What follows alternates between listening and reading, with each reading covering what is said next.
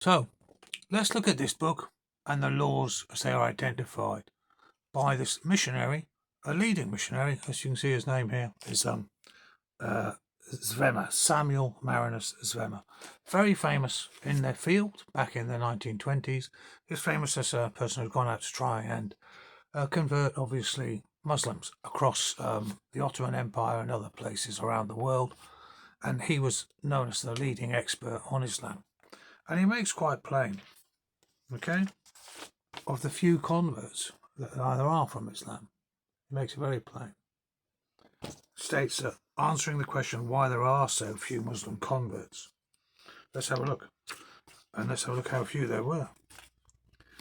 There's a report that came in from the Mission Societies, 1924, about the issues that they'd faced. And one of the reporters, a Dr. McCallum, testified, "All our work is practically destroyed. Not a single church of Muslim converts in existence in all the Turkish areas after 100 years of foreign missions."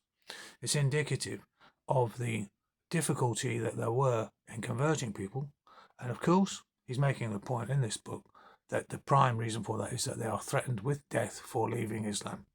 Some do, some very brave individuals do, and openly state that they have converted. But the vast majority of people, naturally, avoid that. And but that's what the book is about. And he makes plain about the issues with the law. And it does say in the Quran, you will be punished after. Basically, the Quran does not openly state kill those who leave. However, understanding the Quran, which takes its verses from the longest to the shortest in that order, there's no time order, no order in terms of subject matter.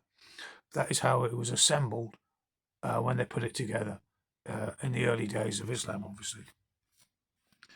But if you look at what these Quran commentaries say, which are attached to those which most people read the Quran with, to explain what the Quran is stating, because it's not understandable unless you understand some of the history of Islam, the characters involved, the issues involved, the incidents.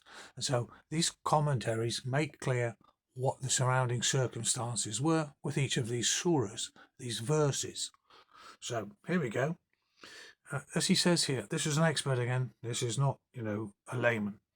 It will be sufficient to quote what the standard commentary, one of these commentaries, of Baidawi says on the first passage: "Whosoever turns back from his belief, irtada, openly or secretly, take him and kill him, wheresoever ye find him, like any other infidel."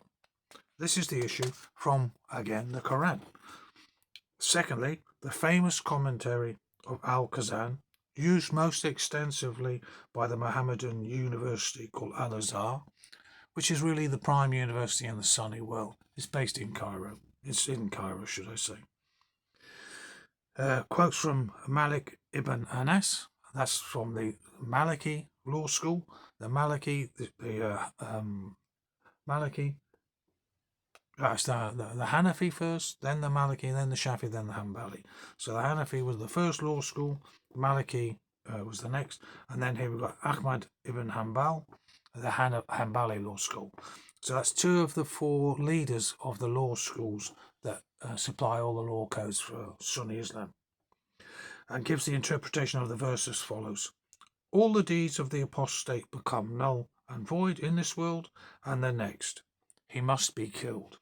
So that's what you have from the Quran, let alone from the Hadiths, which is the major source, really, or generally seen as the reason for the apostasy laws and the execution of those who leave Islam.